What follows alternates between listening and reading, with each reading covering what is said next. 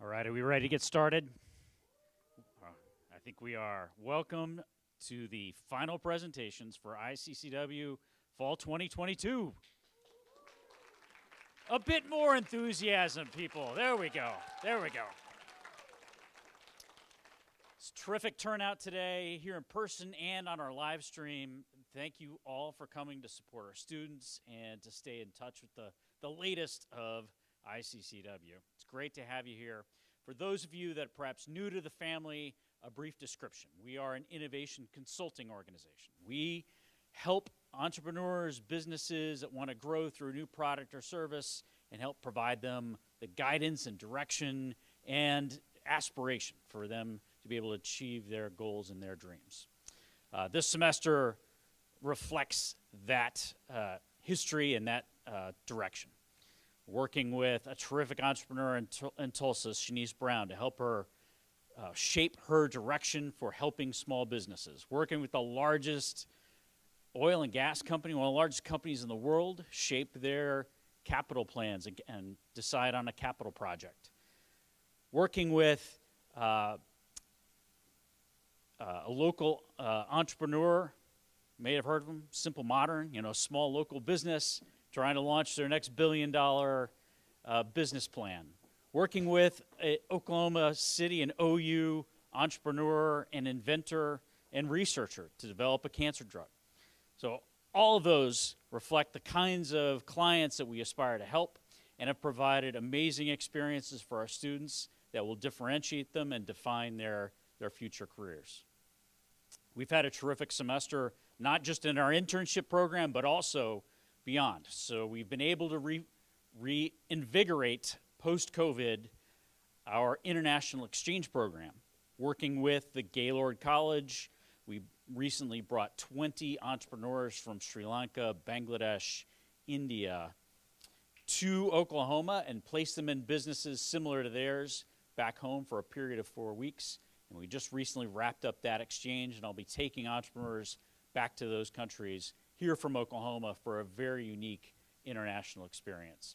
We recently completed a cohort of our OK Coders program, and our most recent graduates have been working on a capstone that have been helping Oklahoma OU researchers on an education app. So it's been a very busy and very productive semester.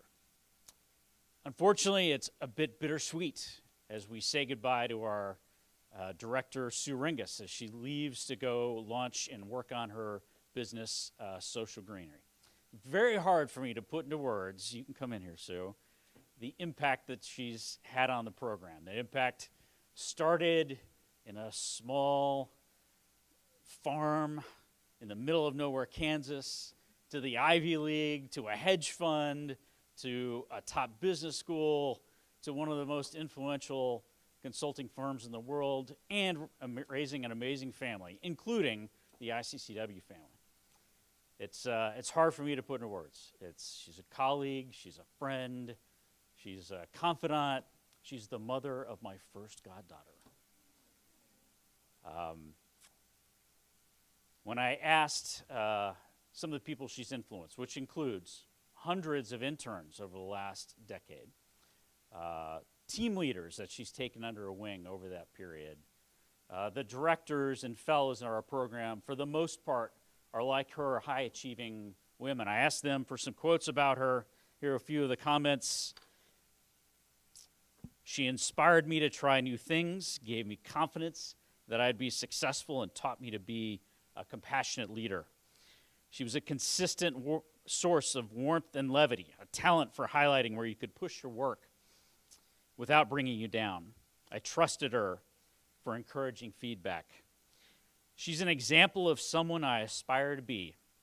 A lifelong learner, kind, brilliant, tenacious. She brought not only her impressive career experience and fresh perspective, but also infused fun. She helped the culture evolve into what it is today. High expectations, where it felt safe to take risks and seek out the fun in her work. So we could go on, but first we should just give a round of applause for Sue as she heads off to her next challenge.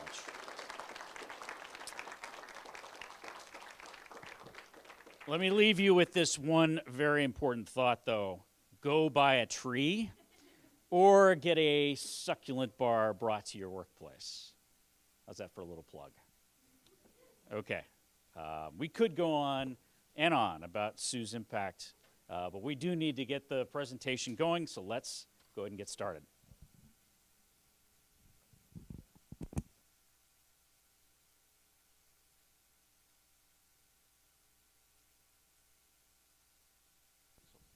Hello, everyone. My name's John Noel, and it's working. Okay, cool. Hello, everyone. My name's John Noel, and I'm the energy team lead this semester. If you would have asked me 4 months ago what blue hydrogen was, I would have looked at you with a blank face and said I should have paid more attention in high school chemistry. But this project has been more about learning about what blue hydrogen is. It's been about transforming the energy transition and doing it with an incredible group of people. I'd like to speak a little bit about our interns this semester. Jacob, who's always energetic, coined the phrase that we have team fun 3 times a week. And Jacob, I wanted to let you know I do believe that there will be pizza after the presentations. Shubi, I am shocked by how many things that you can be involved in at one time. You always had your hand in like 5 parts of the presentation and still found time to help Mercy make fun of me for my inability to dance. Mercy, you confessed to us that over the last couple years you have not cooked once, but it is clear to me that you have spent all of that additional time becoming one of the sharpest analytical minds I've ever had the pleasure of work with. And Shnedu, you always came consistently with some of the best research I've ever seen, but you did surprise us one time with your ability to turn on classic hip-hop and give us quite the dance show. So I want to thank all of you for your incredible effort this semester. I'd also like to thank our clients, Hayden, Geetha, and the ExxonMobil team for this opportunity. I'd like to thank our fellow, Sarah, for not only providing me constant guidance throughout this team lead process, but also for providing the best example of what it means to be a team lead. Lastly, I'd like to thank staff for their constant support and for always pushing us to achieve the best possible things that we could on this project. Without further ado, I give you the fall energy team. Thanks, John.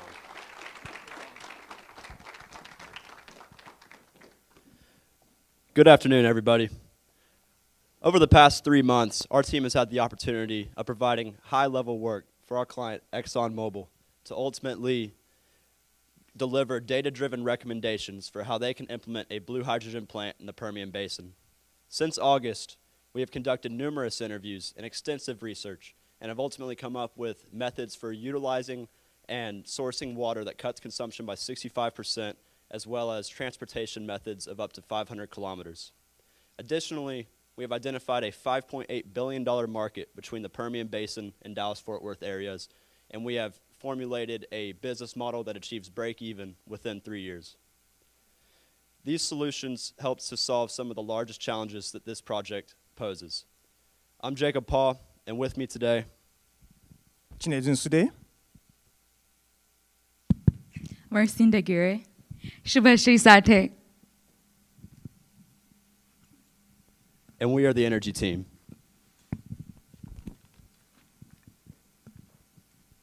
it's very important to understand why ExxonMobil are executing this project. Since the Industrial Revolution, more than 375 billion tons of carbon have been injected into the atmosphere. Now, this carbon has contributed largely to the greenhouse gas emission, and by extension, the climate change and the global warming. This necessitated 111 countries to come together to form the Global Methane Pledge. This Global Methane Pledge is actually to reduce the global warming temperature from 2 degrees Celsius to 1.5 degrees Celsius, as well as also to reduce the carbon in the atmosphere by 30% in 2030. Now, our client, ExxonMobil, being deep-rooted, committed into energy solutions, are investing $15 billion in approaches, methodologies to actually improve sustainability practices, such as integrating blue hydrogen into their operations to decarbonize their activities. Now, the big question is, what is blue hydrogen?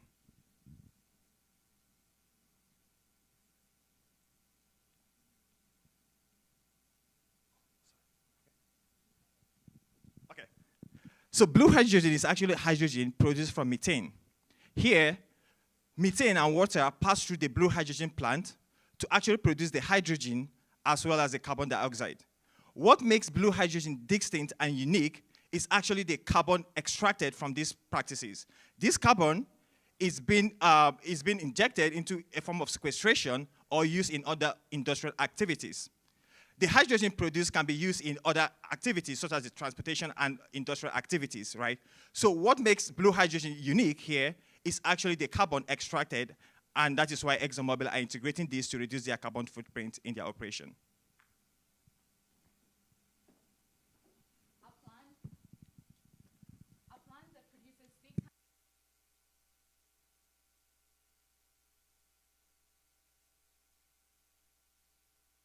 On a $1.65 billion capex.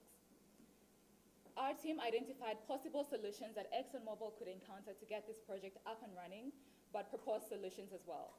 One of the problems was to source enough demand for this large-scale hydrogen plant. Our team identified a $5.8 billion market in the Permian Basin where the plant will be situated, but also in the DFW area should ExxonMobil choose to tap into further markets. Secondly, ExxonMobil will be able to generate $5.27 billion in revenues from the sale of hydrogen and the capture of carbon dioxide within 5 years of its operation. Our second problem we looked into was where will ExxonMobil get inputs such as water from, and what will it do with its two outputs from this plant, which are hydrogen and carbon dioxide?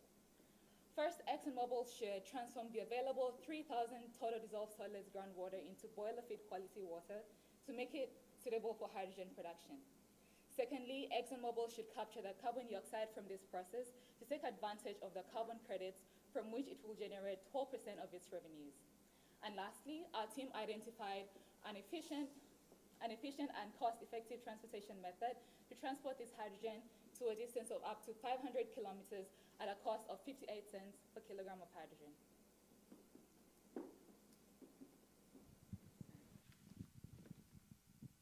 Like Messi mentioned, one of the things is, in as much as ExxonMobil are trying to decarbonize their operation by integrating blue hydrogen in their operations, they're also interested in helping other clients and other industries to decarbonize their operation. And that is why it's important to identify the market, both at the Permian Basin and in the Dallas axis. We've identified a $5.8 billion US market in the Dallas axis as well as the Permian Basin. Behind me, the screen is a two graphical representation of the hydrogen demand in metric ton and also the hydrogen value in terms of $1 billion. The first one is actually a 1.16 million metric ton of blue hydrogen in two axes, right? So here it shows that the Dallas axis has the highest percentage with 70%, as well as the Permian Basin with 30%. So it's important for ExxonMobil to take good use of this opportunity. So the hydrogen market, we look at across sectors, from the industrial feedstock to the industrial heating to the transportation, as well as the power sector in terms of building and utilities. Here, the industrial feedstock has a percentage of 62, and the lowest, which is the power and the building, has 5%. This is expected, going by the data, we've actually seen the global data, as well as the data from the International Energy Agency, as well as the Department of the Energy in US. So it's important for ExxonMobil to tap into this potential, tap into this industry to expand the market size. Our data suggests that a 600 ton per day blue hydrogen plant maximizes available raw materials, achieves economies of scale, and ultimately delivers clean hydrogen to ultimately profit $4,480 per ton of hydrogen that's produced. This simplified business model allows us to better understand the flow of resources, as well as the costs and revenues associated with them on a per unit ton basis. The input feedstocks of methane, water, and oxygen ultimately amount to be $480 per ton of hydrogen that's produced. From there, the operating expenses of the plant itself are relatively low at $140 per ton of hydrogen. Lastly, the cost to capture the carbon dioxide that's produced is significant at $550 per ton of hydrogen. With the outputs, the produced hydrogen can first be utilized to electrify ExxonMobil's existing operations within the Permian Basin. From there, it can be sold downstream to industrial, power and heat generation, and mobility sectors. The produced carbon dioxide, although costly to capture, can also provide a significant stream of revenue, mostly in the form of tax credits and other methods of utilization. These two revenue streams combine to amount to $5,650 per ton of hydrogen produced. With this overview of the model, we can now dive deeper into the inputs, outputs, and logistics of this model. To talk about the inputs part of the business model, water is a very important input into the hydrogen production process. However, falling in the semi-arid regions of the states of New Mexico and Texas, water scarcity is a big issue that ExxonMobil had to face. To combat this, ExxonMobil should use desalination to transform the available groundwater with a quality of 3,000 TDS to boiler feed quality water that is required in hydrogen production.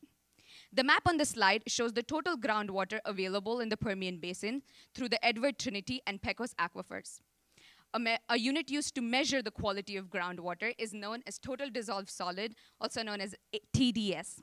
The blue areas in the map show fresh water, which is up to 1,000 TDS, and the yellow areas show slightly saline water, which is up to 3,000 TDS.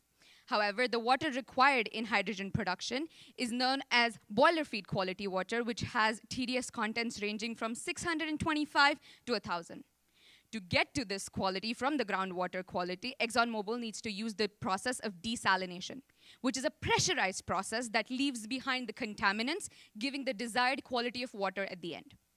To support the scale of the hydrogen production that we're recommending, ExxonMobil will incur a cost of $4.2 million in CapEx by 2030. Next, moving on to the process part of the business model, it is important to use resource-conscious processes. Autothermal reforming, also known as ATR, is a resource-conscious process that reduces water consumption by 65% and uncaptured carbon emissions by 43%. To elaborate more on what ATR looks like, it is basically, in addition to the normal inputs of methane and water, it adds oxygen. It takes all of these inputs, preheats them, processes them, and compresses the outputs of carbon and hydrogen. ATR makes a difference at each of these stages. The first one, in inputs, it is more water efficient by 2.8 times. What that means is that for every liter of water that goes into the process, 2.8 times more hydrogen is retrieved. When it comes to the processing part, it reduces operating cost by a 64%. In the last stage of outputs, it is 1.7 times more carbon efficient, which means for every kg of carbon that is emitted into our environment, there's 1.7 times more hydrogen that comes out. Carbon dioxide is the largest byproduct of the blue hydrogen process.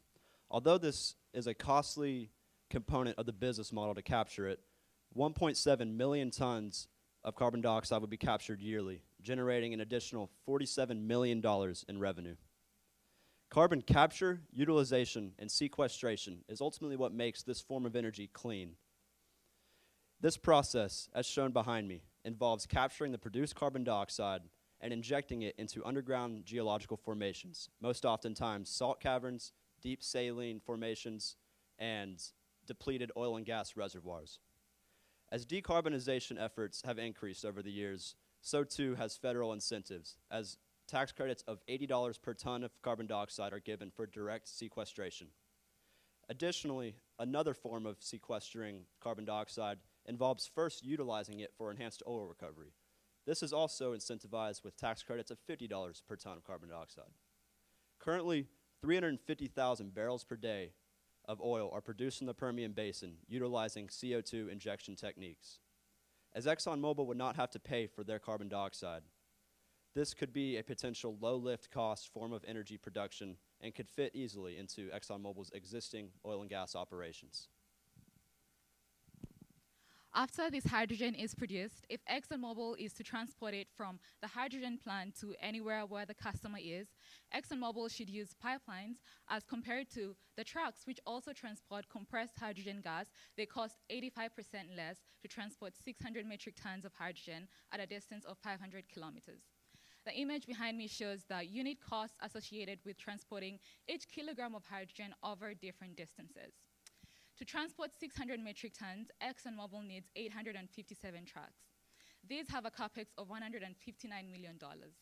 The pipelines, on the other hand, have a capex of $525 million, which is 3.3 times larger than the capex of trucks.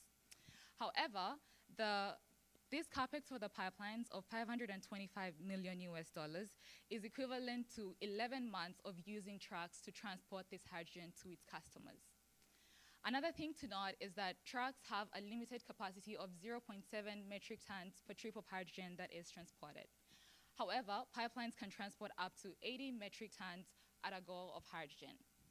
This analysis is not to completely eliminate trucks from transporting hydrogen, as they can be used as a complementary means, especially to customers in areas where these pipelines aren't already existing.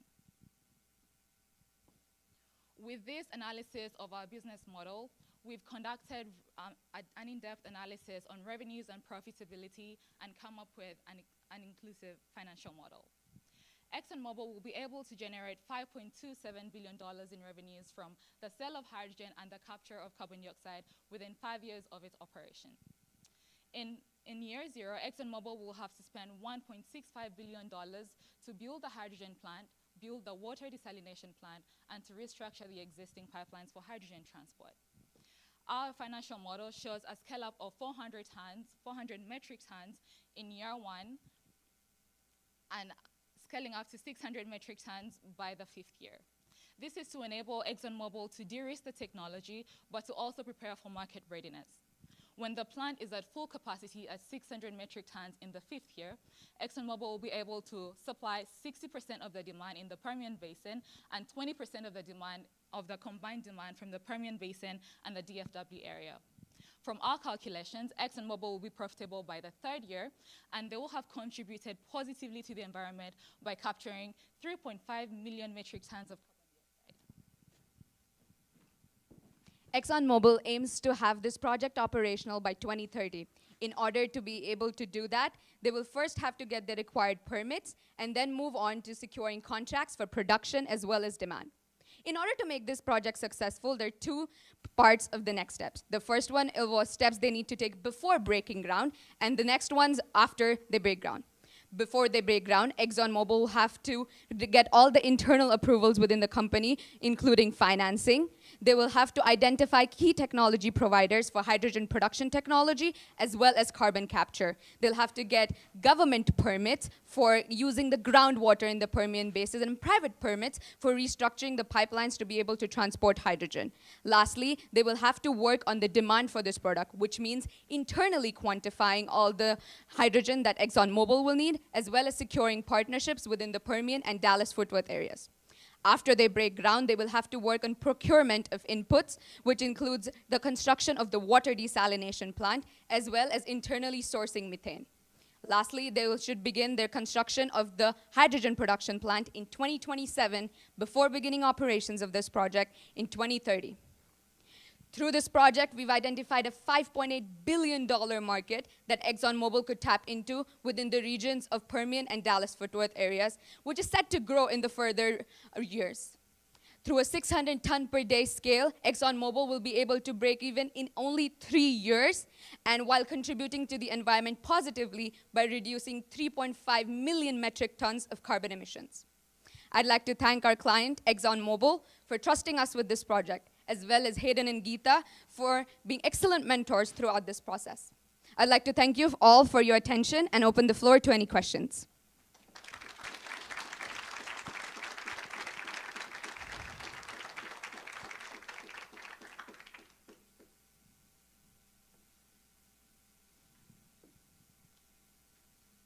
We're nice people, we answer questions.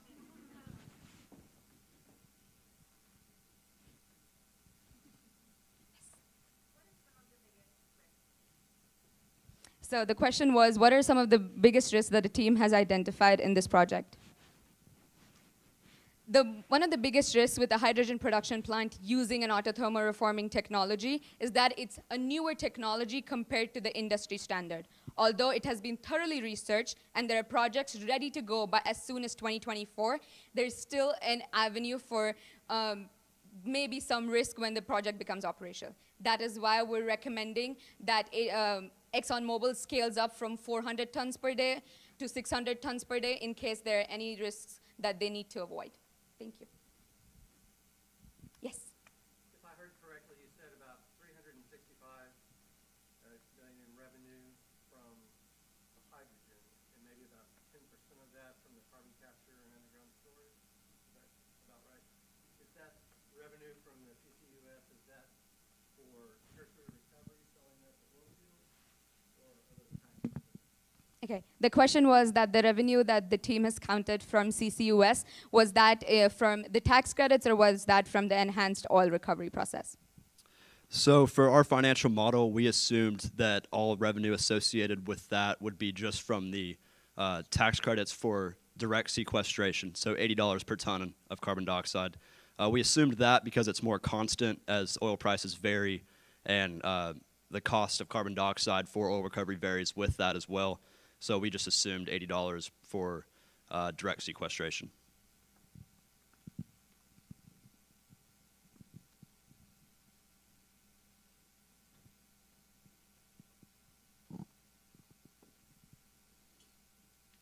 Yes.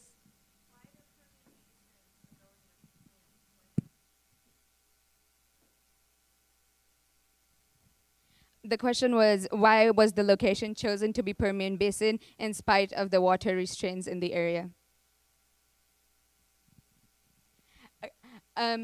ExxonMobil came to us with the Permian Basin as a location, and I think it is a very ideal location for two reasons. The first one, it is a growing oil and gas industry within the US, which means that the input of methane becomes readily available. The second is because there are not any majorly functioning hydrogen production plants already in the Permian Basin, which means that it gives ExxonMobil the first mover advantage if they were to get this project operational.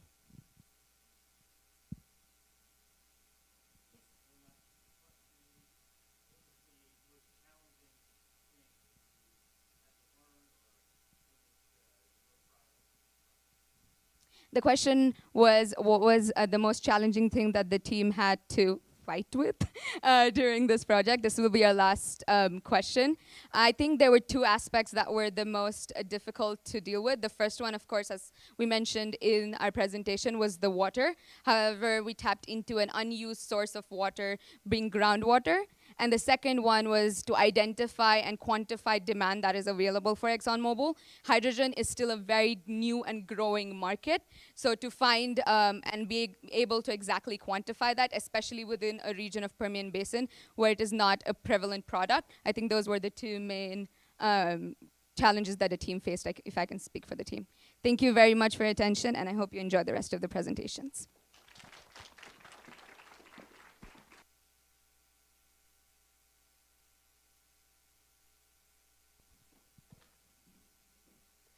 Awesome. Hi, you guys. My name is Erica Miller, and I'm the team lead for the Oklahoma Funding Accelerator, or OFA team.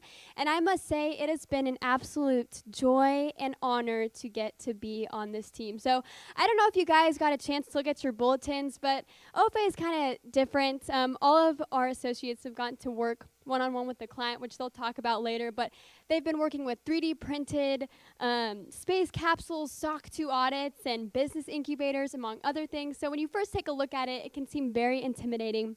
But I would just like to thank Faith, Issa, and Jack for the amazing work they have done and for the amazing people that they are. So kind of just a tidbit about each one of them. It has been so fun working with Issa. Issa is currently doing 21 hours of schooling and is a D1 athlete doing rowing, and yet I still learn something new about her every single day. Literally, as we were walking in, I found out that she's a master at floral design and fashion, which has been crazy, and if you ask her, there's so many talents that she has up her sleeve. Jack is not only our slide fashion police, and you'll see his slides, they're pretty spectacular, but he is also a pun master. I don't think he realizes how many jokes he makes per meeting. And one of my favorite things he ever did is we have slides that we do every meeting, and he actually changed. In the bottom corner, you'll see the Oklahoma Funding Accelerator. He actually changed it to be the Oklahoma Fun Accelerator. So I think it's originally what it is now, but that is a little bit about Jack. And then Faith. So Faith, she actually had COVID the first week, so I didn't get to meet her, and I was just I remember really anticipating. I was like, who is Faith? Like, I've seen her on Zoom, but I can't wait to meet her in person. And she has been one of the most humble, hilarious, and smart individuals you'll ever meet. It has been so cool to see her work, and I'm just so excited because she will be coming on as a team lead next semester. So thank you guys so much for all that you've done. I'd also love to thank the clients, Blake and Janet and Morgan and Hannah for just being a joy to work with, as well as my fellow Hadassah. Thank you so much for your guidance and your expertise every week. And last but not least, thank you so much to Jeff, Sue, and Cass and Sarah. You guys just really encouraged me professionally, and I have learned so much in the semester, so much more than I could have ever imagined. And I am looking to go into the startup space, so I'm just so thankful for all of the connections you guys have given me and all of the wisdom throughout this process. But without further ado, I would like to introduce the OFA team.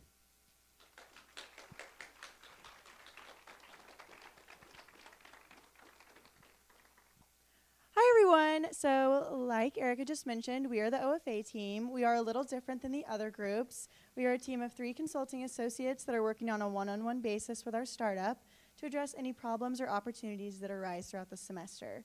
Our team leader is Erica Miller, and our fellow is Hadassah. My name is Faith Farrell, and I'm a senior healthcare business and marketing major from Grapevine, Texas. And this semester I've had the privilege of working with MLog. My name is Isa. I'm a sophomore majoring in accounting on the pre-law track. I'm from Singapore, and this semester I'm working with the Pioneer Tech Business Incubator. Hi everyone, I'm Jack DeLester. I'm a senior doing an accelerated master's in finance, and I'm from Edmond, Oklahoma. And this semester I've had the opportunity to work with Raven Space Systems.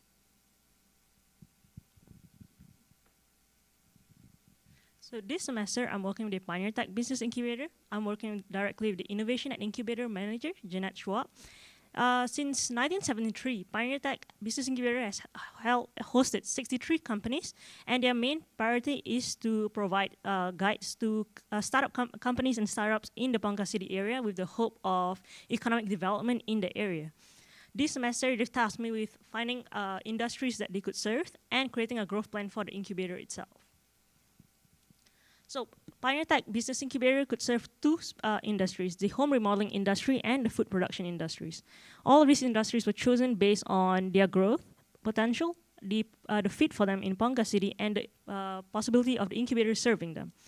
The home remodeling industry is growing at a CAGR of 4.1%, which is $116.2 billion growth from 2020 to 2027. The one thing in Ponca City is 17 out of 20 houses are at least 40 years old. So the high chances when you buy a house, you will be in need of remodeling. But out of 6 companies that does home remodeling, only 1 is a general contractor. So there is a huge gap to fill over there. And not to mention, the incubator has office spaces and workshop spaces for this company to be in, and plotter printers that they could be using for their businesses.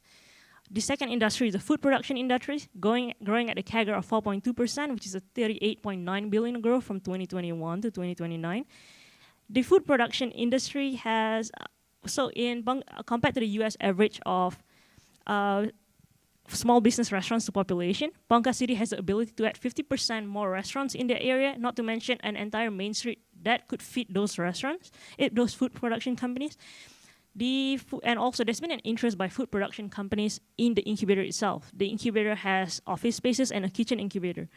And within the food production industries, if a company were to produce for other companies, they would have to go through a lot of legal loopholes to get their kitchen certified. But entering a kitchen incubator helps these entrepreneurs, as it will be a lot faster and cheaper for these companies to just start running immediately. The second addition will be a pre-incubator program. So the current pathway is an external applicant would submit their financial modeling and their business model to Pioneer Tech, so that it could join the business incubator. However, most entrepreneurs do not have the skills to just create all of these documentations. So the addition of the pre-incubator program not only allows people to get to enter with an idea and with the development of this, it also allows the students in the PTC school to join in, creating a bigger pipeline and a higher increase in applicants into the business incubator. They'll be extending their partnership with the Ponca City Development Authority and the Pioneer Tech School itself for this project. The pre-incubator and incubator offerings will be separated into two. The pre-incubator offerings will be a 6-week bootcamp project focused on offering basic skills for business formation, whereas which includes business development and personal professional skills, whereas the incubator offerings will be one-off classes to help entrepreneurs and business owners with the running of their business, focusing on legal, marketing, and accounting classes. The additional cost of the programming will not be a high increase compared to the additional budgets that Pioneer Tech does have. In the first year, with an expected of 2 bootcamp classes and a few one-off classes, it will be about 1% of their additional budgets. Going up to, by year 5, having 8 back-to-back bootcamps, it would only take up 11% of their additional budgets. Oh, sorry. So this is with the assumption that there will be 15 participants per bootcamp, paying $500 per session. And the facilitator for the first 3 years, as they are still testing their programs, would be a part-time worker paid hourly, whereas in the 4th and 5th year, as they increase the number of bootcamps, will be a full-time staff, and that the incubator will have a 90% occupancy by the 3rd year itself. The next steps for the business incubator would be to plan their offerings for the next 3 months and to source for a facilitator to run these programs and market to the specific industries that they'll be marketing to. I would like to thank Janet for trusting me with the project this semester.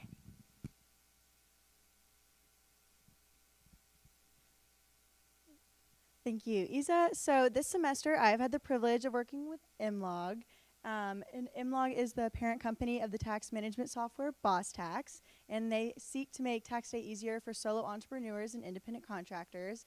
I've had the privilege of working directly with Hannah, who's the CEO and founder of Imlog, as well as Morgan Nash, who's a dedicated security and compliance manager at Scribe and also a former I-CCEW team leader and alumni. Imlog recently received $500,000 in seed funding and helps 1099 workers manage their tax return data and maximize those returns.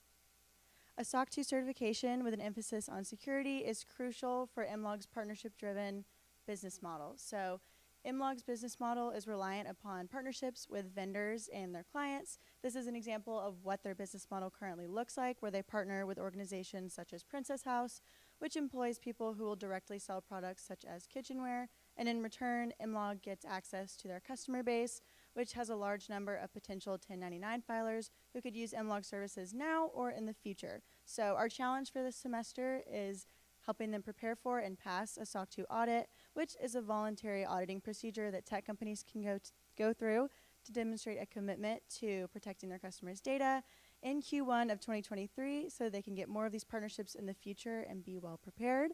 And our secondary market research showed us that financial institution vendors need certifications such as SOC 2 because of the 4,700 people interviewed.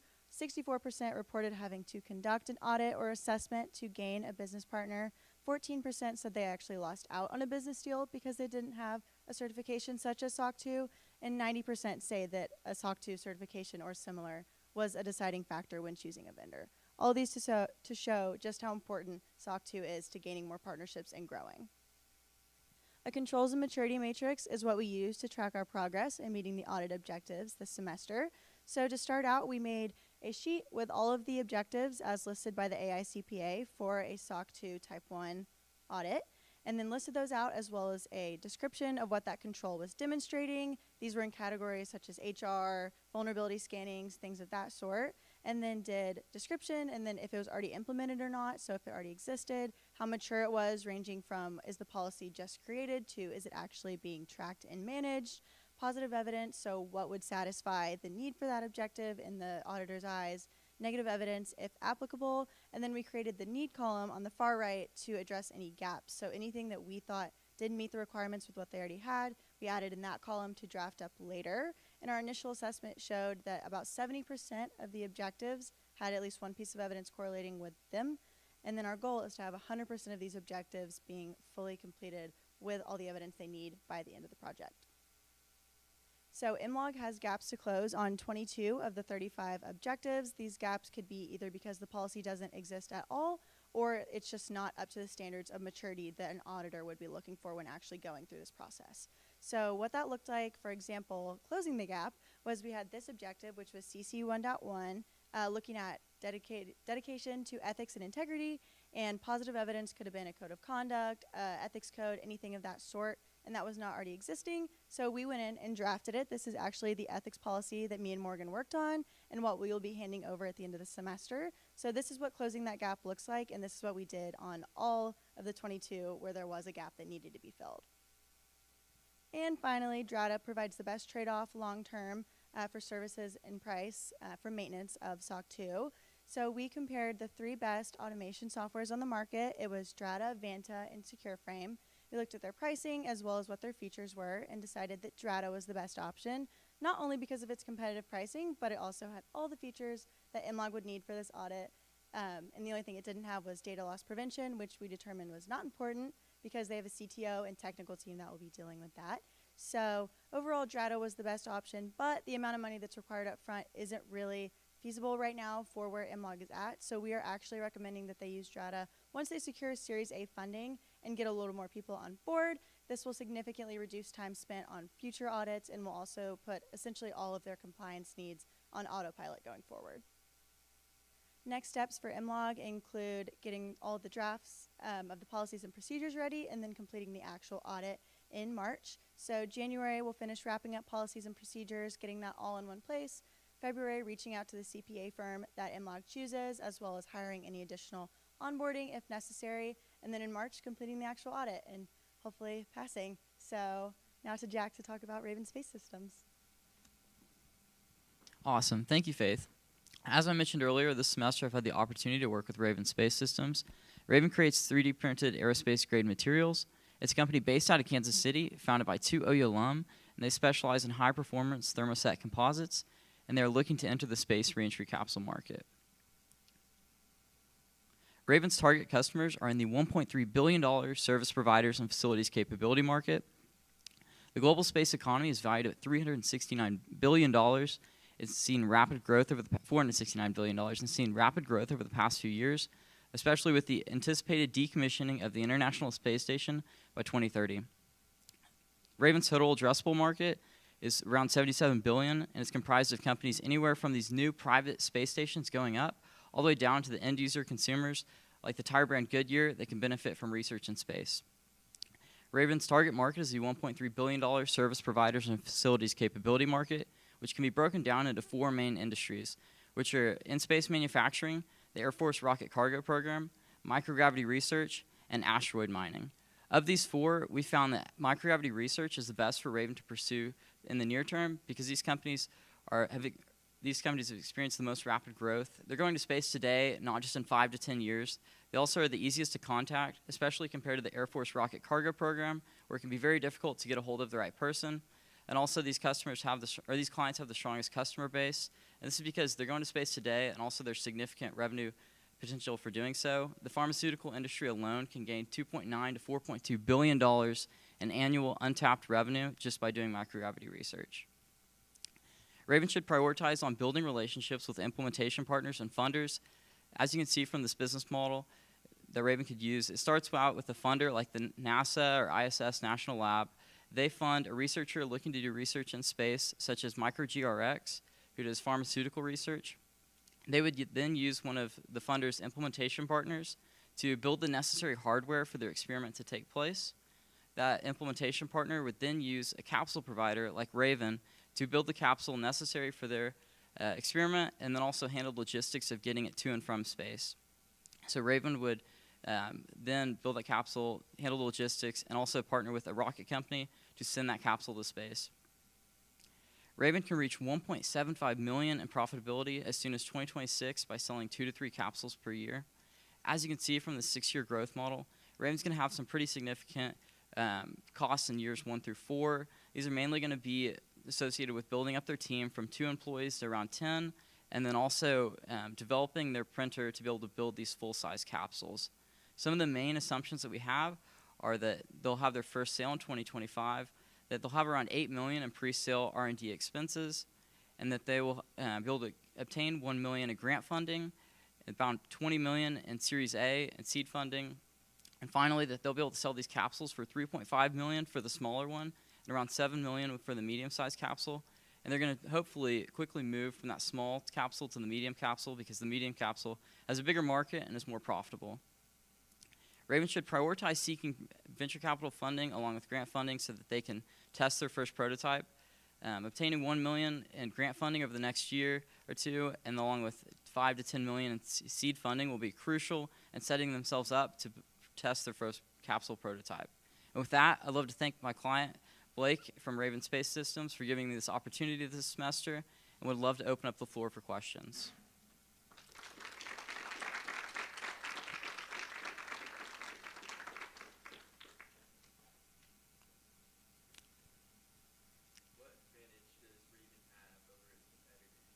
Great question. The question was, what advantage does Raven have over its competitors? Its biggest advantage is this 3D printing technology. This is patent pending technology that they are pioneering in the space. This will allow them to print these capsules 25 times less expensive than their competitors and 3.5 times faster. And the biggest advantage is ultimately they'll be able to print these capsules in space so they don't have to keep taking them up and down to space.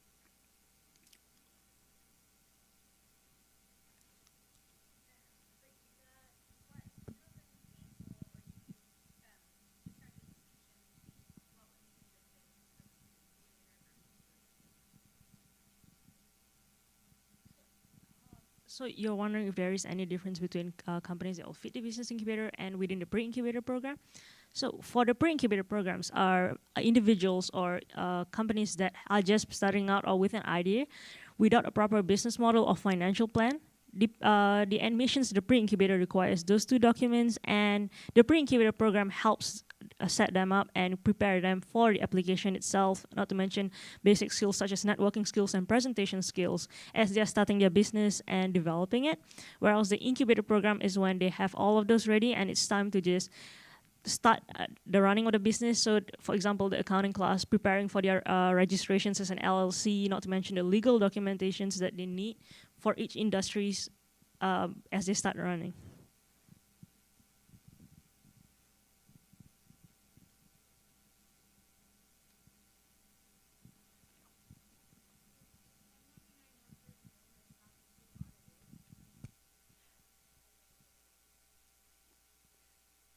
So the question is, do 1099 workers know what a SOC 2 audit is?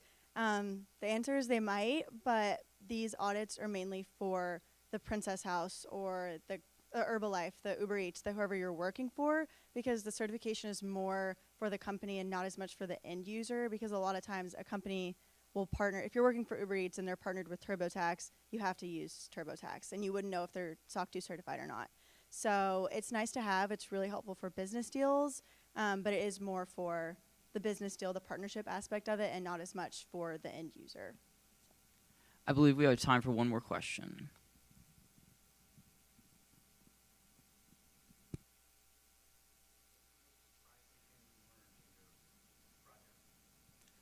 I think for me, the question was, what's the most surprising thing you've learned?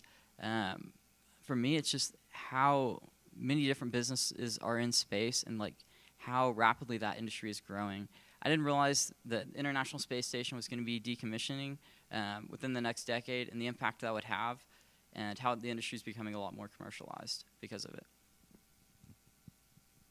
Awesome. Well, thank you all for your questions.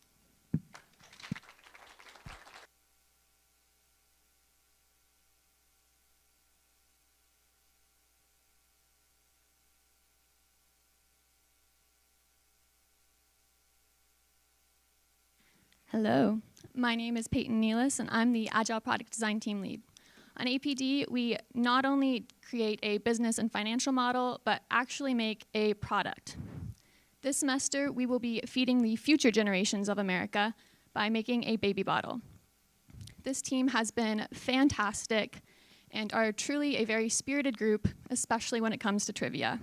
Additionally, they are a great security detail, do a fantastic job protecting their Madam President, and are so committed that they have put themselves in the place of a baby to ensure the success of this baby bottle. Next, I want to thank staff. Thank you so much for all the time and energy that you put not only into this team, but to all of the students who go through this program. Sarah, I hope you've enjoyed our hypothetical questions, and thank you so much for ensuring that this team has stayed on track. And finally, I want to thank our clients, Brett and Corbin, for being so helpful and really open and allowing our team to have the creativity to make the best possible baby bottle. And with that, I'll let the team show off.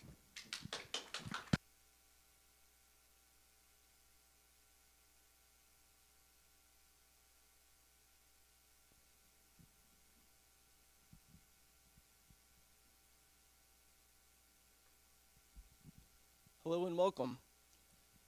How would you all like to impact the lives of millions of people, and not just today, but the lives of future generations as well? Well, the Agile Product Design team was blessed with this opportunity from Simple Modern, with the goal to not only design, but to start an entire new line of products, starting with the design of a high-value baby bottle. At the start of this project, Simple Modern mentioned that high value came from high-quality products and at an affordable price. And this is exactly what the Simple Modern brand represents. Using 2 customer feedback surveys and over 60 total responses, this high-value brand identity was combined with the customer's demands for an easily cleanable, a durable baby bottle with an anti-colic valve feature. And once doctors, lactation consultants, and professors confirmed the key concepts, over 6 original designs were produced. And now the Agile Product Design team is excited to announce that the ideal baby bottle has finally been produced. This baby bottle will cost $10 and has the potential to reach over 4 million people every year. Projections show that the bottle will generate over $6.5 million in profits for Simple Modern just after 5 years. So who is Simple Modern? Simple Modern is a national company focused on bringing more value to their customers by providing high quality and affordable products. After Simple Modern was founded in 2015 by a few friends here in Norman, their first great success came a year later, selling products like water bottles and tumblers. After using their unique designs and continued success, Simple Modern grew into kids' products like backpacks and lunch boxes. And now, Simple Modern is ready to expand again, but this time into the baby product market using this valuable baby bottle. So there is a lot of fun things about developing a new baby bottle. And some of those things are finding solutions to the current problems that exist with the current products today.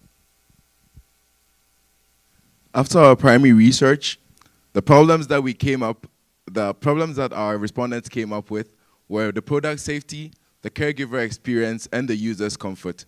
60% of people reported that they had issues with existing products, and thus, when it came to product safety, the question that we were asked was, is the product BPA safe and is it food safe? The answer, yes. We're going to use Triton plastic and silicone for the baby bottle. Triton plastic is already used in the drinkware at Simple Modern, and thus the company does not need to spend more money shifting materials or processes. The nipple of the baby bottle is going to be made from silicone, which is food safe and durable. In terms of the caregiver's experience, 50% of respondents stated that they had issues with cleanability and leakages with the present baby bottles on the market. In response to this, the baby bottle has been made in 5 parts. This means that it's easy to set up, take apart, and clean. It has also been outfitted with an anti-colic system at the bottom, which prevents the nipple from having holes in it, which is the leading cause of leakages in baby bottles. In terms of the user's comfort, the main concerns were colicky crying and transitioning from breastfeeding to bottle feeding. The baby bottle has been outfitted with an anti-colic system, which prevents air from mixing in with the milk or formula. This means that the baby does not have to ingest the gases that mix with milk in other bottles and thus prevents colicky crying. In terms of transitioning, the nipple has been made to mimic the natural breast as much as possible, meaning the baby can transition easily from breastfeeding to bottle feeding. Well, after all of these considerations, 2 surveys receiving feedbacks from customers, and 5 iterations of the 3D model, the final design has been modeled, and you can see it right now on the screen. It is a 9-ounce baby bottle composed of 5 parts, as Peter said. The first one being the cap, which protects the nipple and also prevents leakage when the bottle is not being used. Then there's the nipple, which is elongated and gradual in design, allowing the baby to latch on it very easily and thus being more ergonomic for the baby. The collar tightly seals the nipple to the bottle together, preventing leakage as well. And then there's the bottle itself.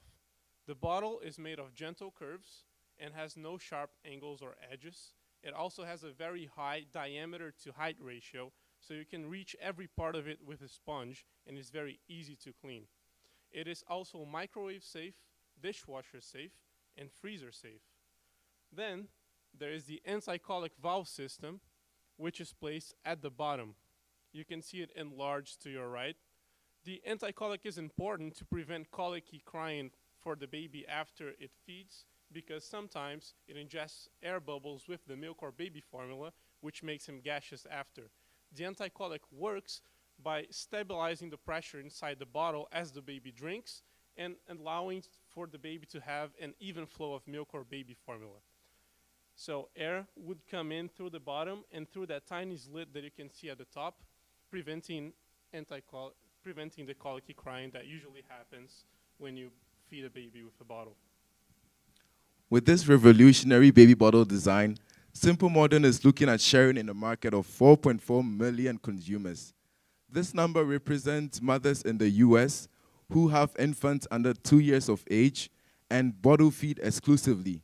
These are also people who are able to afford a baby bottle at a $10 price tag.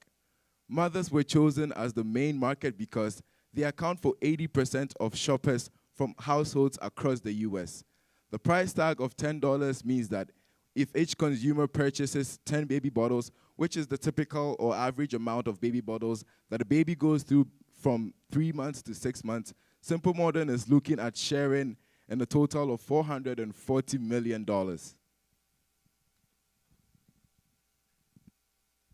Throughout multiple user surveys and multiple sessions of market research, we've identified some of the problems that caregivers currently have with current baby bottles. To some that are easy, to some that are hard to clean, to some that just can't last through the wear and tear of a baby, to some that say they're anti-colic but aren't anti-colic, to some that just plain leak.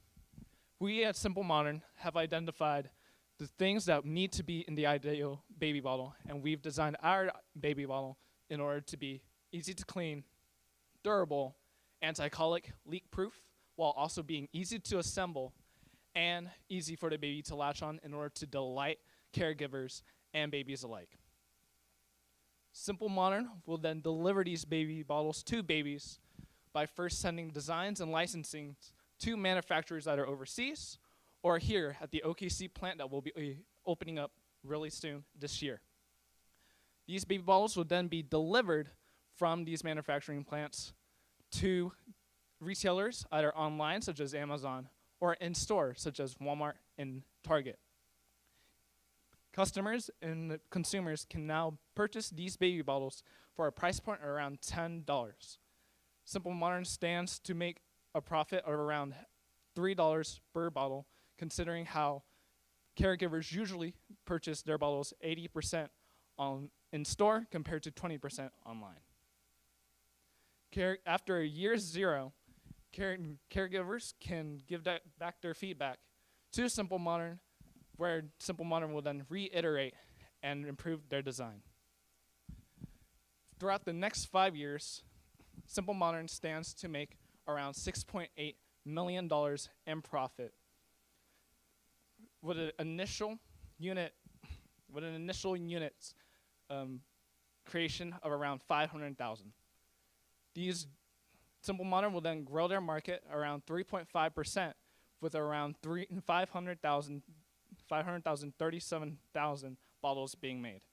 Overall, by the end of the 5 years, 2.7 million bottles will be made, and Simple Modern will have a significant foothold in the industry.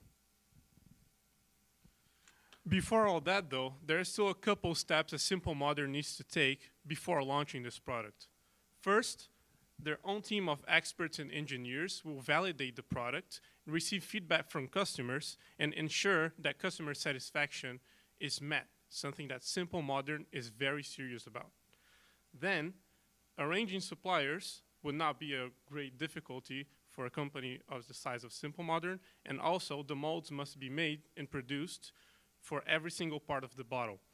Once Simple Modern has a working prototype of the baby bottle, they will be able to perform third-party testing and also apply for a child's product certificate, two essential steps for them to be able to legally sell this bottle in the United States.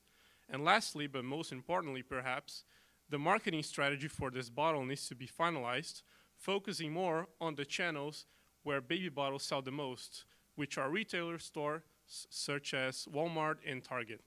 And then finally, the APD, Agile Product Design Team, which is composed of me, Fabio Bianco. Myself, Peter Mprako. Andy Brown. And Vin Win. Would like to thank you all very much for being here today, and a special thanks for Simple Modern to allow us to work on this special project, which is a lot more complex than we first imagined.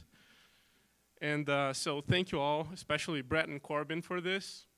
We hope that this design is able to reach the hands of millions of families in the US and thus provide them with a better quality feeding time with their babies. Thank you all very much. We would like to have any questions now, if you have any.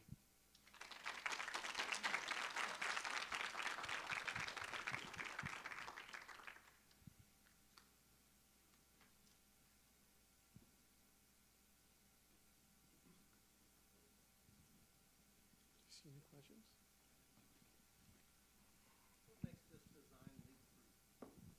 So the question is, what makes this design leak-proof? So to answer this, there's a couple things that we have to take into account.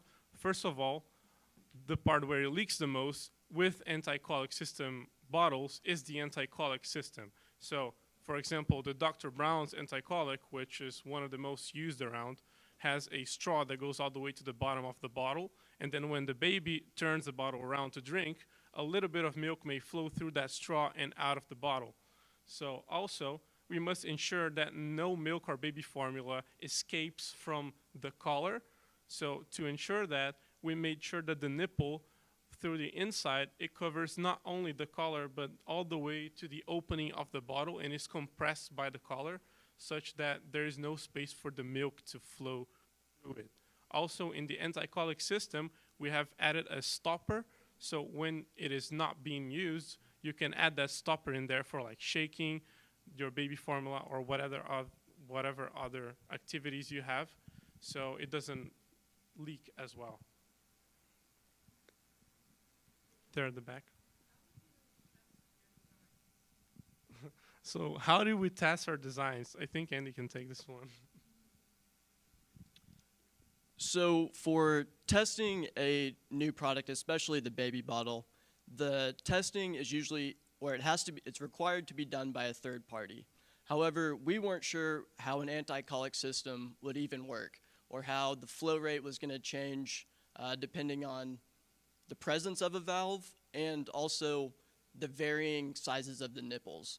So what we personally did was some experimental testing of, we got different baby bottles, different brands on the market. We produced our own anti-colic valve simply by puncturing a hole at the bottom. And we got various nipple sizes, and I personally tested all of them. Thank you for the question.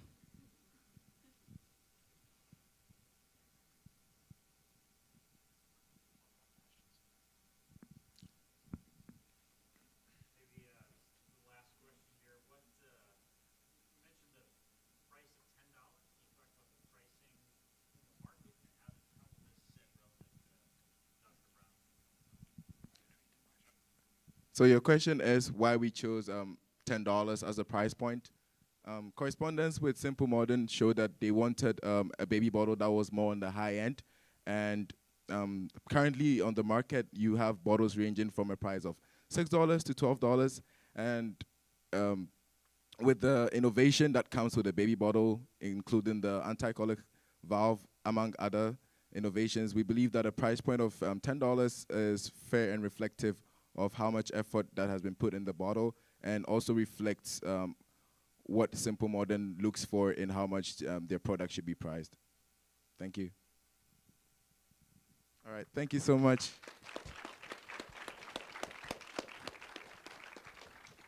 We're going to have a model of our bottle outside, so you can come up and take a look. Thank you very much.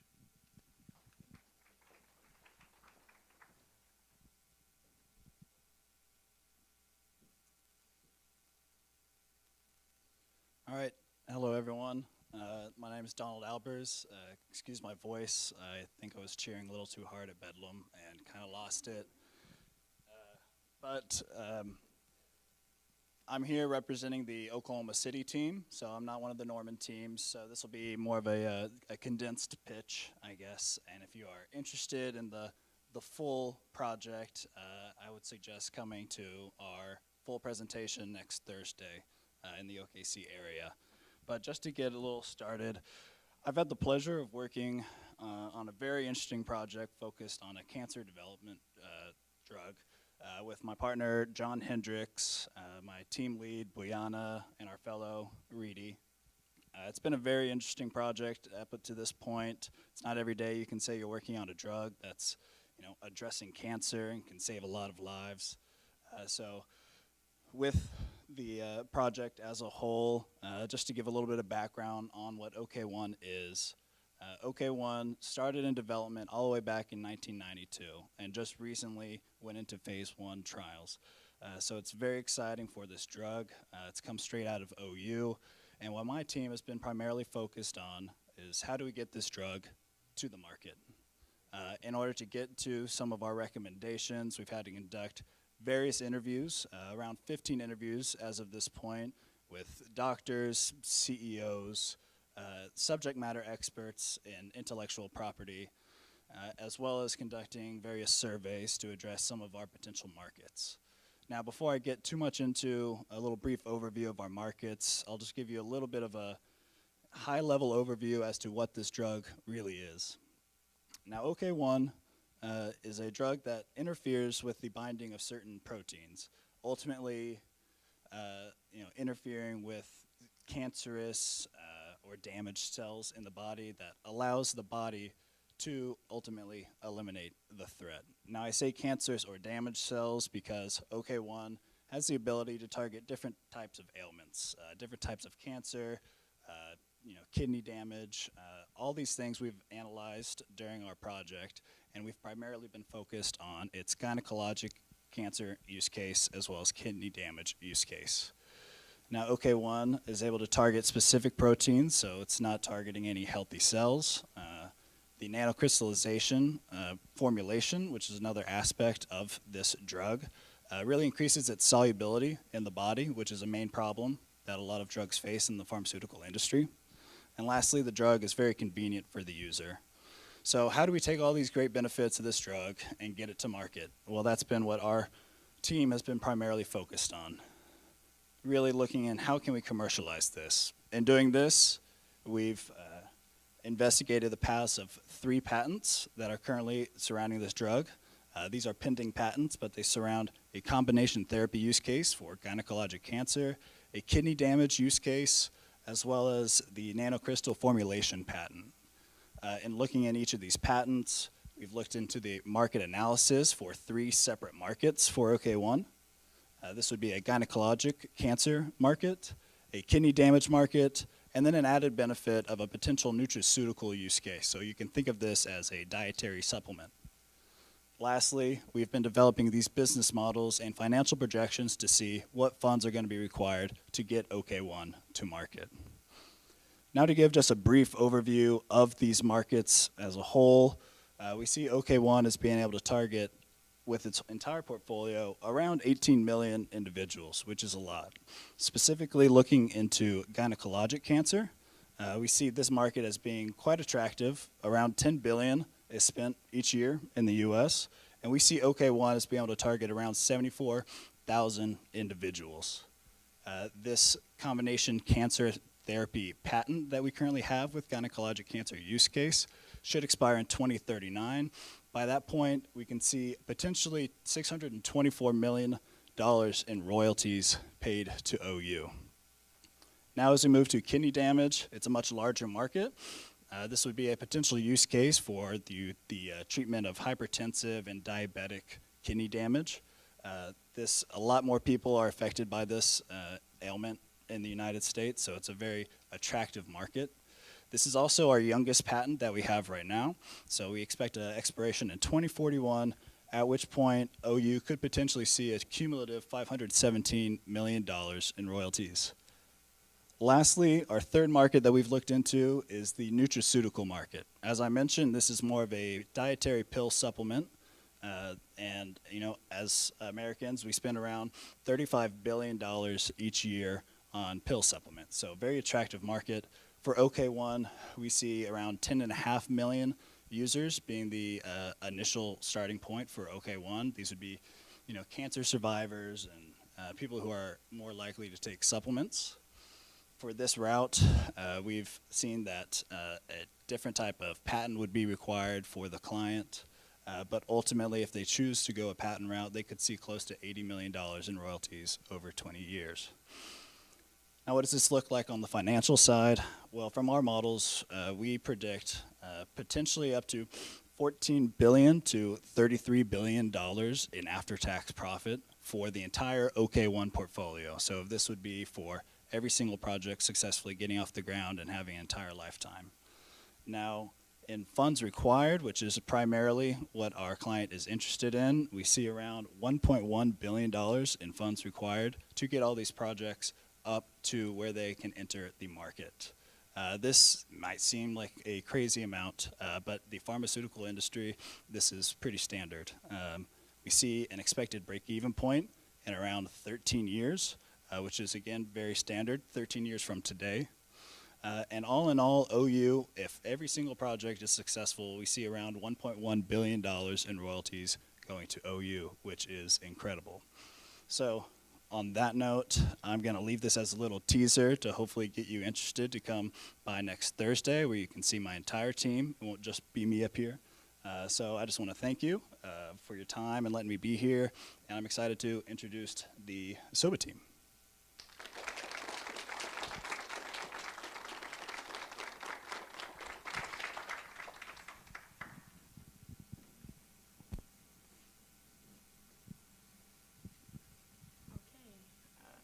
Is this thing on? Gotcha.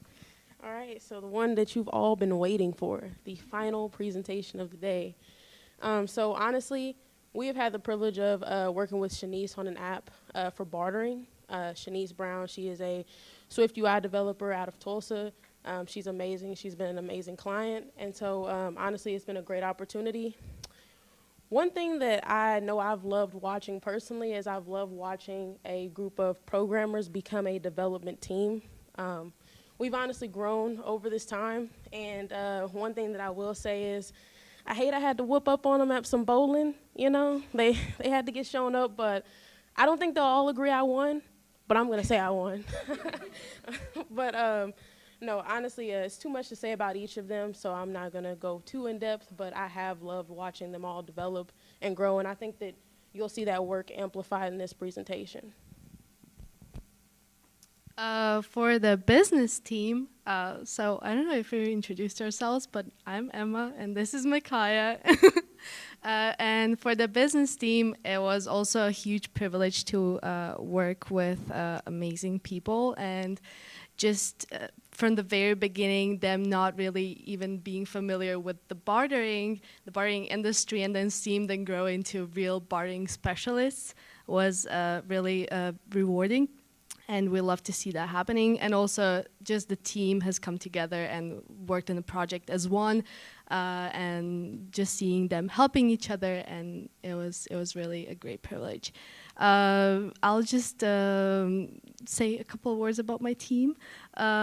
Since my team is my portion of the team is very small, there's Sophia, who was our market research specialist, and it was great to see her at the meetings, always being able to update us on everything that's happening in her life. And mentioning bowling, she was also able to score a couple of strikes with bumpers on, but she was very proud of that. So gotta mention that. Then there's Jonah, always feeling 10 out of 10 at the meeting. He never felt any less, and it was always a good to be around him. If you're around him, you'll probably hear a couple of strange puns about spices or stuff like that. So just you can come up to him and ask for some if you would like. And then there's Jonathan with amazing work ethics. He changed one-pagers to two-pagers. He never showed up with one-pager. Again, he would show up with research with terms that only he would know about, and we're all just going with the flow at that point. But it was very amazing to work with all of them, and to work with Shanice, our client, trying to start this amazing project, the barter shop, getting to know the bartering industry better, and then finally being able to receive all the support from Sarah, our fellow, and staff, Jeff, Sue, Cass, Hadassah. We thank you so much for all the support, for all the challenges that we've gone through together. And finally, to our client, Shanice, who was very open-minded and let us do with the project what we wanted to, and just was very supporting about all ideas that we've had. And without further ado, we present you the SOBA team.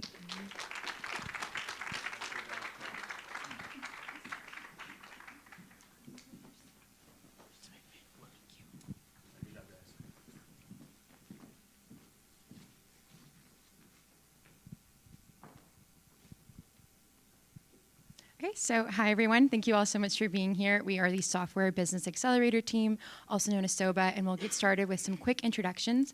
On the consulting associate side, my name is Sophia Miller. I'm Jonah Barth. I'm Jonathan Dumar. And the software developers. I'm Veterum. I'm Willie Zhang from Carnegie. I'm Fazil Rajan. And so I have a quick question for you guys. Have any of you ever exchanged a good, a service, even a favor for something other than cash? The answer should be yes, you all have. And this is something called bartering. A cashless exchange exactly is what this is, and this is what small businesses don't utilize enough in their business model and workflow. And this is what the founder of the Barter Shop, Shanice Brown, an entrepreneur out of Tulsa, really saw a market for and has really found a passion in. She's very passionate in bringing accessibility to small businesses, especially as they grow in a post-COVID economy. So something that the SOBA team has been able to do over the course of this semester is the development team has been able to code an entire iOS application using Swift UI. We've also been able to identify entering a market of over $336 million,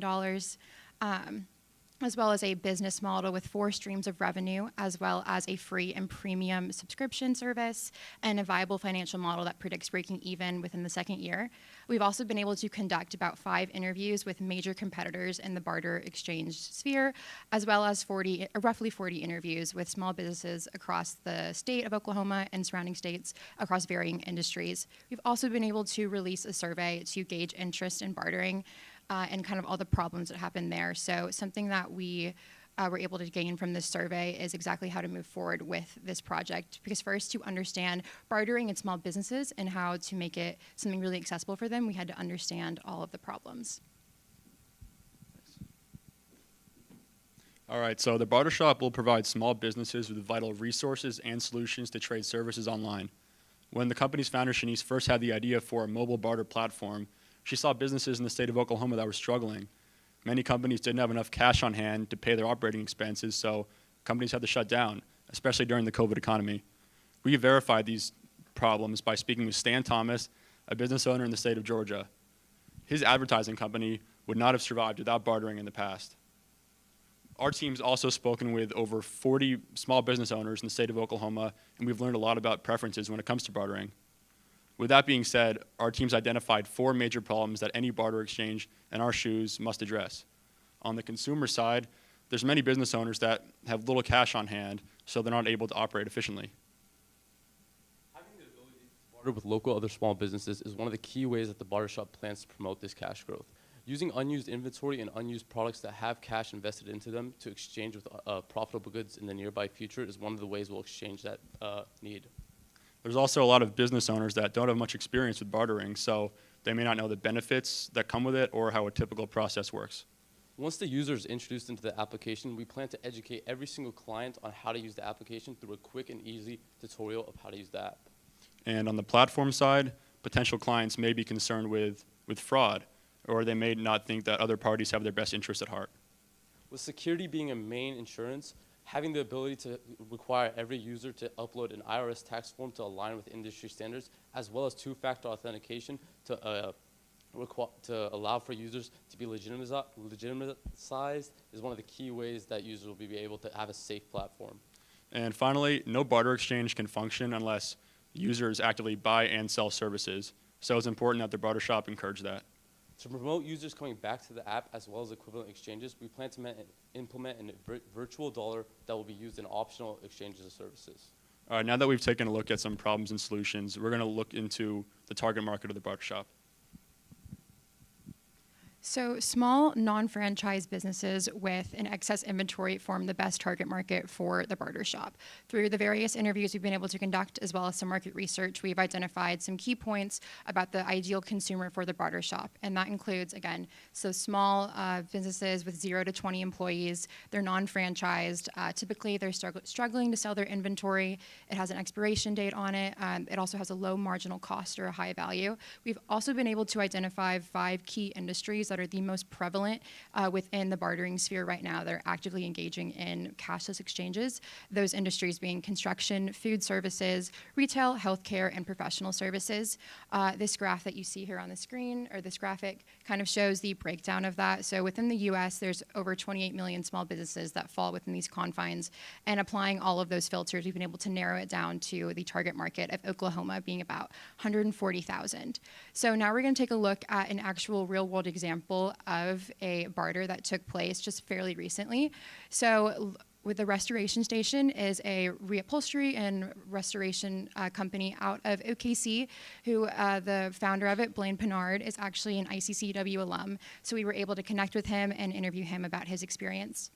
His company has conducted roughly 10 very successful bartering exchanges, and this is the most recent one, which was valued at about $10,000. So the company that he exchanged with, for the purpose of this presentation, we'll call it Sooner Greenery, came into an agreement where Sooner Greenery was hoping to get some custom signs made for them, and in exchange, they did some landscaping around the restoration station and planted some trees for them. So they were really able to kind of have this cashless exchange go on and see a lot of benefit from both sides. And now the development team is going to walk us through what it would look like had the restoration station and Sooner Greenery used the barter shop. Following this example, let's imagine that we're the restoration station, and due to COVID, rising costs, we're suddenly low on cash. And so we're wondering how we can make a barter exchange.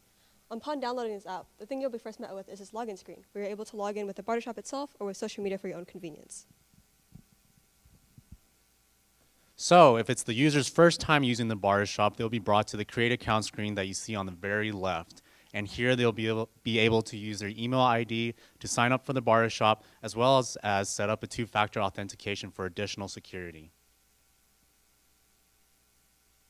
Now, user security will be a key factor to the barter shop's reputation and success. So as the user progresses through their create account pages, they'll be provided with multiple opportunities to input business and tax information to help further verify the legitimacy of their business. And this ultimately creates a safe space for online bartering for everyone. On your left, you can see an optional Explorer page that the user will be introduced to once they open up the app. Navigating from top to bottom, on the top we have a list of quick and easy accessible items that the user may have recently visited. Navigating towards the middle of the page, you can see a discussion board where users will be able to type and discuss things that their business may need and what they're willing to trade for. Navigating towards the final part of the Explorer page, you can see a scrollable list of things that may catch the user's eyes, such as businesses, as well as advertisements that we plan to incorporate once every few businesses. Once clicked upon these images, they will be visited to the profile page where they can chat and initiate their first barter.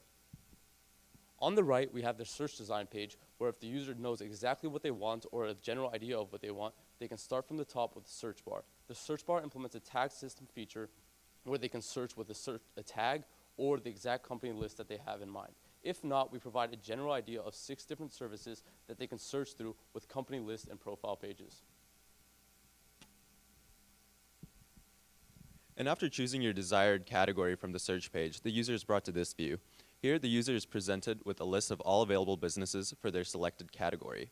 Upon selecting a business from the list, the user is taken to the company page.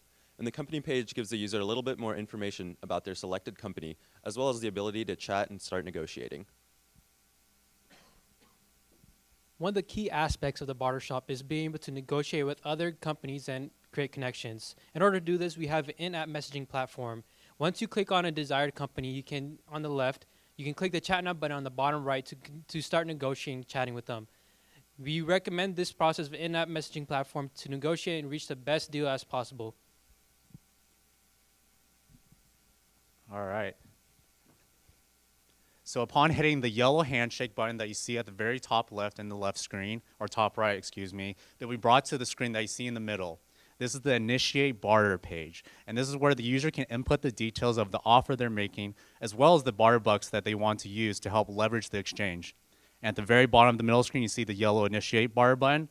Upon pressing that, they'll be brought to the final screen on the very right. This is the summary page, and it lists out all the details of the offers that both parties have offered. And at the very bottom, you see the accept and deny button. Upon pressing deny, they'll be brought back to the chat page for further negotiations, or they may press accept to accept the offer as is. And that concludes our basic user flow. After seeing all the development we've made in SwiftUI, you may be wondering, why SwiftUI? Why not Flutter or React Native? And we also wondered the same things. For the first week of the internship, we researched different languages and what we would use with them. And one of our primary reasons why we chose SwiftUI in the end was because our developer and founder, Shanice, is a developer at heart. She's primarily acquainted with SwiftUI, and so by coding in SwiftUI, we're able to pass it on to her, where she'll be able to add features and functionality as needed. Other reasons why we chose SwiftUI are listed over here, and they're mostly comprised of SwiftUI being the more popular in the App Store, and it is faster than other competitor languages such as Objective-C and Python. Because of these reasons, we found that SwiftUI was the best development language for our program, which is why we chose it in the very end. All right, so the barter shop is going to be able to deliver for clients in ways that their competitors fall short. On this competitive matrix, we've identified 3 peers in the barter exchange industry. All 3 companies offer mobile apps, and they use those apps to educate potential clients on benefits of bartering, but that's where the similarities stop. The barter shop's going to be a one-stop shop for all things barter. Unlike the barter shop's competitors who require live people to actually broker every single transaction, which actually gets very expensive, the barter shop's going to allow for full independence so users can browse, initiate a barter, and finalize a transaction. In addition to this, the barter shop is going to be completely free for members that don't want to pay. Unlike our competitors, unlike the barter shop's competitors who require annual fees, the barter shop won't. I don't know about you guys, but growing up, my grandparents said that nothing's free in life. Turns out they were lying because the barter shop is. Thanks. With all that being said, the barter shop has, they have the tools to build a sustainable competitive advantage. They have unique features in the space with low barriers to entry. Now we're going to take a look at the business model of the barter shop and see how everything flows. This business model shows how the barter shop will be able to sustain that competitive advantage while generating revenue through 4 primary streams: advertising, transaction fees, subscriptions, and referral fees. Let's examine the 3 primary stakeholders of the barter shop, starting with bartering businesses, the users on the platform itself. Now, there are several value-generating actions that users can engage in that will result in revenue for the barter shop. The first is using barter bucks, the virtual currency that was referenced earlier in the presentation.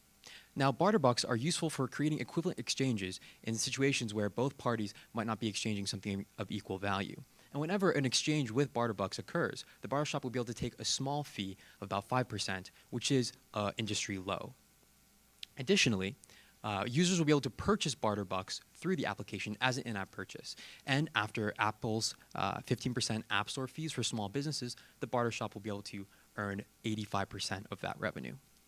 Finally, for power users who are engaging in the highest number of transactions on the app and are most invested in bartering, a premium subscription option will be valuable for them and will result in approximately $9 on average per year, with estimated 2 to 5% of users being interested in a premium subscription model for the barter shop, which will remove things like transaction fees and advertising to allow for a smoother user experience. Secondly, third-party partners present an additional option and a potentially lucrative form of revenue generation for the barter shop. By finding other businesses with target markets that overlap with the users of the barter shop can then take those businesses and refer current users of the barter shop to those businesses, and therefore increasing the value of the platform both for the users of the platform and earning the barter shop between 5 and 15% in a referral fee for every user that is then pointed to a third-party partner. Finally, supply-side advertising, partnering with a supply-side ad platform to deliver programmatic advertising could represent approximately $5.50 per user per year as the barter shop delivers those targeted impressions to its users. And while this may seem like a small number, this source of revenue will directly scale as the network itself grows and as more users onboard to the platform. Now this model is a freemium model, which means that users are not required to pay up front before gaining access to the platform. And this has several key advantages. Primarily, this encourages small businesses who might not be already familiar with bartering to take a chance and try bartering at a low risk, lowering that barrier to entry. And additionally, as our research and surveys indicated, the size of a barter network is extremely important to its value because users only want to get on a platform if they know they can find other businesses to trade with. So this will encourage the network to grow more quickly and make it more accessible for more users. Now, let's look at the financial implications of this model. All right, so our team projects that the barter shop will have strong profit growth over the first 5 years of operating. The biggest driver in all of this is the number of users. The model starting point is at 300, and we got that by speaking with the founder, Shanice, who's done lots of networking across the state of Oklahoma. The end number is close to 4,000, and that number came to be by using we used a growth rate of 177% for the first year, 100% for the second year, and 68% for the third year. And those numbers we got those numbers from 2019 independent research on startup growth rates. Taking a look at the profit and loss model, Jonathan touched on this before. Our biggest revenue driver is transaction fees. It makes up between 75 and 80% of our revenues it makes up between 75 and 80% of the barter shop's revenues every year throughout the 5 years. On the expense side, the main expenses they relate to development and marketing expenses. If you look at similar companies, similar startups, they end up having much higher development expenses. We have Shanice Brown, she's a rock star when it comes to development, and in the long run, the barter shop will save lots of money on development expenses. Our break-even point happens early on in year 2, and much of this is because the barter shop only requires an initial capital investment of $3,400, which mostly relates to marketing expenses and a little bit of development expense. So, in the audience or any investor may be wondering why they should invest in the barter shop. Well, if you take a look at the net acquisition cost per customer, it's just about $12, and the annual revenue per customer in this model is over $60. So that big difference will enable the barter shop to not only do well in the short term, but also in the long term as that cost continues to go down. Now so this is the end of our main presentation. Now we're going to take a look at some next steps that the barter shop can take moving forward. As the financial model shows, the barter shop will be well positioned to expand outside of the state of Oklahoma within the next 5 years. But there are some steps that the barter shop must take in the short term. Now, before launch, it'll be important for the barter shop to implement a customer service solution. This will be really important as users begin to onboard to the application. Additionally, building those relationships with third-party partners, as mentioned as part of the business model, will be crucial before the application launches. Now, following the launch of the application, the barter shop should consider implementing a credit system associated with the virtual currency, the barter buck. This is a feature that many competitive barter exchanges around the United States currently use and employ as another additional source of revenue. As well, in our survey responses interviews, we've seen strong interest in from individuals, in bartering, not just small businesses. Expanding the barter shop to include individuals as well would vastly increase the potential target market. And as that target market grows, it'll be more and more important to build a cross-platform application. As the development team discussed, it makes the most sense for the barter shop to start as an iOS-only application, but expanding to Android and the web will become increasingly important as Android is the world's most popular operating system and has about 45% market share here in the United States. At this point, to support further development, it will be important for the barter shop to seek additional outside funding sources to support that growth. Many other barter exchanges in the United States currently partner with each other to expand their networks, and once the barter shop becomes established, it will be able to do the same and in one step vastly increase the value of the platform for existing users. At this point, the barter shop will be well prepared to expand out of the state of Oklahoma and onto the national stage. On behalf of the entire team, I would like to thank our client, Shanice Brown, our two great team leads, Micaiah Estelle and Emma Biskup, and the entire I-CCEW team for their support and guidance throughout this project. We will now open the floor to any questions from the audience.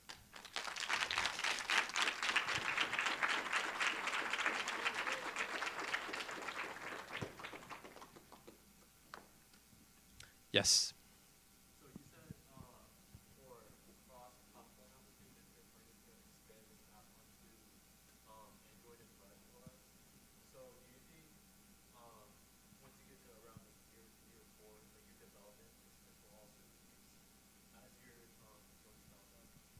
Yes, so in the current financial model, there is allocated an increase in development spending around that time to account for that expansion into other platforms. Yes.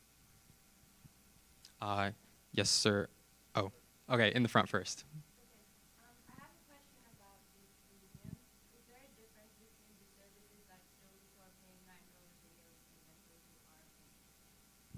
Yeah, so the question was, is there a difference between what the premium users get versus the free experience? And yes, that is a great question. I was touched on very, very briefly, but I'll reiterate. So the free experience is supported by things like transaction fees and advertising. And so for power users, those who are most active on the platform, who are engaging in many transactions per month or per year, that premium subscription model will allow them to forego things like transaction fees and advertisements on the platform for a more seamless user experience.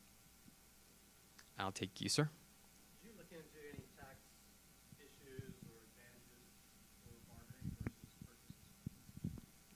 Yeah, so the question related to whether or not we looked into tax implications, correct? Yeah, so any barter exchange must send out a form to the IRS once a year. It's called the 1099-B form. It's really just meant for barter exchanges. And barter exchanges are supposed to be taxed like any other sale for a business. But off the record, there's lots of businesses that don't pay taxes when it comes to bartering because apparently the IRS isn't super strict. But our official recommendation is pay taxes, but I won't tell if you guys don't, I promise.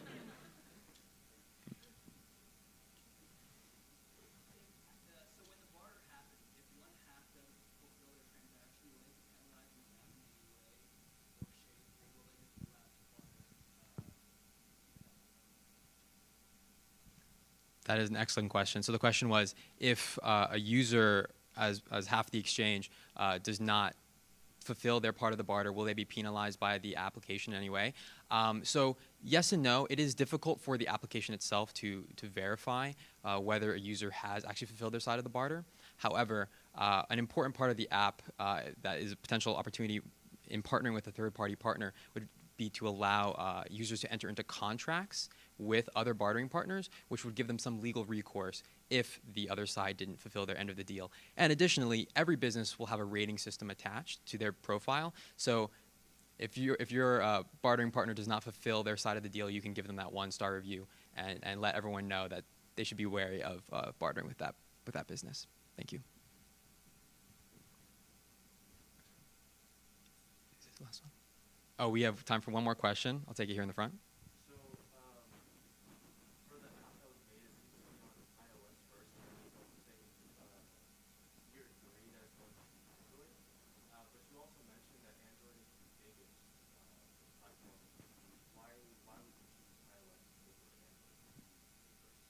That's a great question. So in addition to the technical advantages of starting on iOS that the dev team discussed, there are also some business model advantages. So Android is the most popular operating system in the world, but here in the United States, it has a 45% market share to iOS is 55%. So that is one reason. Additionally, in terms of monetization, iOS users are likely to spend 2.5 times as much in apps as comparable Android users. That's a big factor. And additionally, over 70% of iOS users spend money every month within an app, whereas that number for Android users is around 5%. So in terms of monetization, it just makes a lot more sense to start as an iOS application first. I believe that's all the time we have for questions. But if you have any more questions, please see us after the presentation. We'll have a demo of the app for anyone to come by and check out. Thank you all for your time.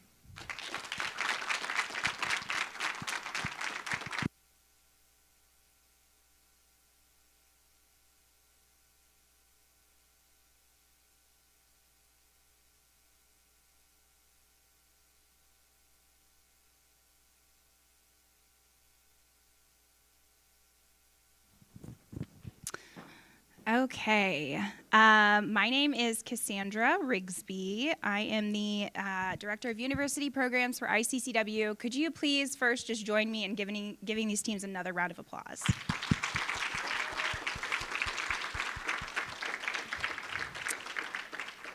It has been such a privilege to watch their growth over the course of the semester, from boot camp to today on the stage.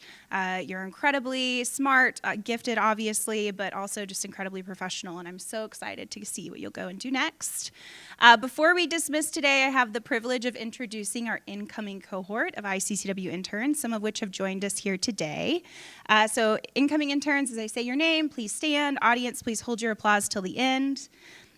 First up, we have Diego Adebakin.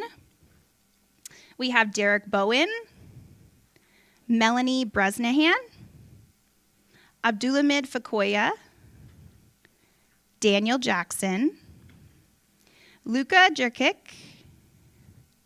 Brandon Q, Caden Lee, Priska Mbinayel, Lincoln Wright, Maria Doan, Cecilia Pham, Stephen Song, Jamshed Kareem Nazarov, Surya Kapoor, back there, and let's give them a round of applause.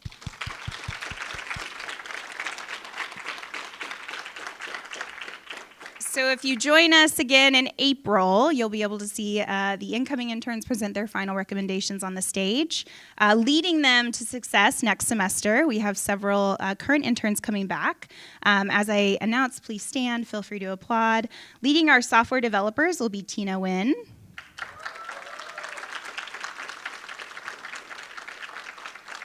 Also, Norman-based team leaders will be Shubhashri Sate and Faith Farrell. And then leading our Oklahoma City team will be Donald Albers, who you saw today. And just another reminder, if his pitch piqued your interest, please attend our Oklahoma City-based final presentations, which will be Thursday, December 1st, over lunch. You can find more info on that on our website or at our Eventbrite page. Once again, thank you so much for attending today. Hopefully you learned something new. Feel free to continue to discuss the projects with the interns in the lobby. And yeah, have a great afternoon.